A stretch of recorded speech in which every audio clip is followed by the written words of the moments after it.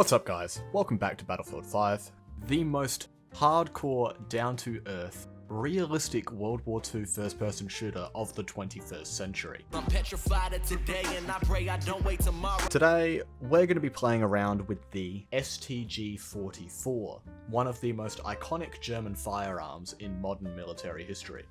Firing at 600 rounds per minute, the STG is actually the second slowest firing assault rifle, which can assist with its modest per-shot recoil.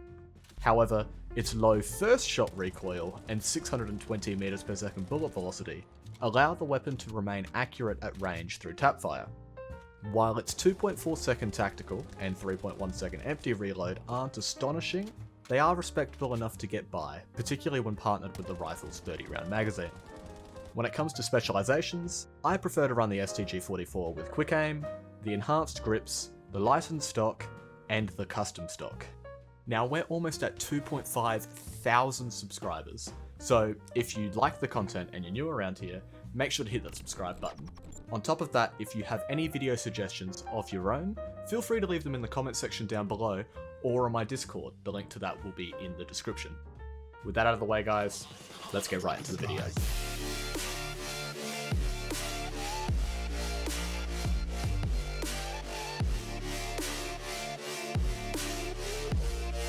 So the STG-44. Now, on paper, the STG-44 isn't that amazing. But I like to think of it a lot like I do the MP18 from Battlefield 1, for example. Both weapons are very, very versatile. They have a lot of things they do slightly above average or well, and yet they don't excel at really anything.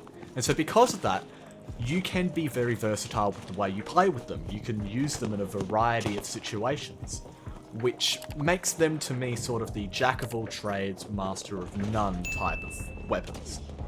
And honestly, I would much prefer to use something like the STG or the MP18 than a lot of these other weapons that you could maybe consider overpowered, but they're only overpowered in one specific scenario, and they're sort of like glass cannons in every other aspect. Think of it like shotguns, for example. On close quarter maps, shotguns are ridiculous, they're broken. Like Operation Underground, Fort de Vaux, stuff, maps like that, shotguns rule. But then every other map where you are forced to try and actively close distances to engage, shotguns don't really see much play because they require a lot of skill and map knowledge in order to get them to work. Whereas an STG and MP18, you can throw them on any map, any situation, and you'll be able to do fairly decently with either weapon. I don't want to talk about how bad that aim was, that was atrocious. Oh god.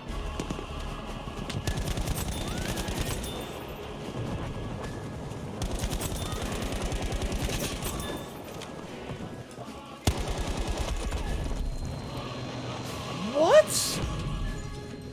The window isn't even broken. How the fuck am I dead?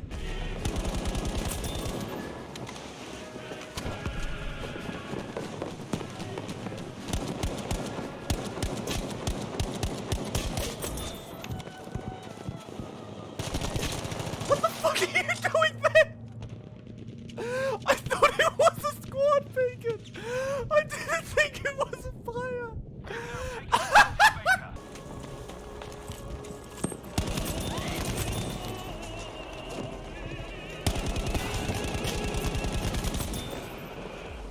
No, don't skip, come on boys, come on, no, come on, please, you can do it, please, oh my Jesus Christ, bro, half of my team went fucking negative, holy crap, I felt like I was slamming my fucking face against a brick wall. Alright, so NBA rumor talk. Recently, the New York Knicks, in this free agency, they signed Jalen Brunson to a pretty big deal. He's getting paid about $30 million a year. Cool, whoop, what he's not going to raise the bar for them. There's also been talks that they're actively looking to pursue and trade for Donovan Mitchell. Okay, I can respect that. You're probably going to have to move off of RJ Barrett for Donovan Mitchell. But if they don't see RJ Barrett as a franchise cornerstone, makes sense. Go and get the All-Star, make a playoff push. However, There's also been talks that they're looking to move Julius Randle for Russell Westbrook. This one I don't understand, because in the short term, I guess it makes sense, because you're getting off of Julius Randle's contract for a single year of Russell Westbrook, who will likely leave afterwards. You then have all of that cap space going into next season. However, they're going to have to give up picks with this as well. And on top of that, I don't think Julius Randle is that terrible of a player. Sure, he's an inefficient shot chucker who doesn't really provide anything on the defensive end. But with the right system around him, he has shown that he can be a 25-point per game scorer. He's done it before. I don't think he's ever going to do it again, but I think he can give you an efficient 16 and 10 a game as a third option, or even a second option. I think he can do that again. I think last season was just a bad year where he was just taking bad shots because he knew he'd secured the bag and there wasn't really any other offensive threat on the team. So I feel like if you were to have Donovan Mitchell and Jalen Brunson, he would be okay. He wouldn't be all-star caliber, he wouldn't be worth his contract, but he still wouldn't be that bad. And realistically, who else are the Knicks going to get? And then on top of that, they'd be moving off of picks that could be valuable, because let's be honest, the Knicks always find a way to screw it up. They always do. It's really unfortunate, but they always do. And so those picks could end up being really valuable just to move off of Julius Randle's contract. So, I don't know if I like it.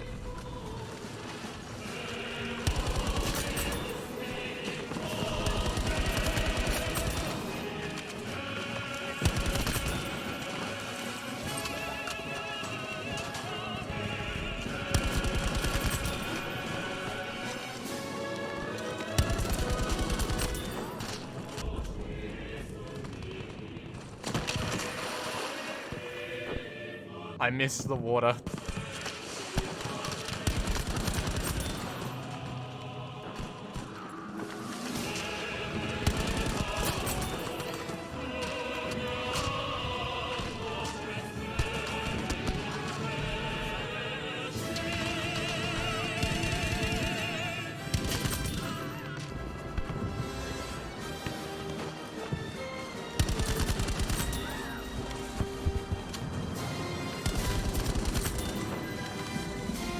I lie here, if I just lay here. Can I get and then the game's over. Oh, for God's sake. I think I died about 8 times there without doing anything, and we still won. Oh, Jesus Christ. Rough.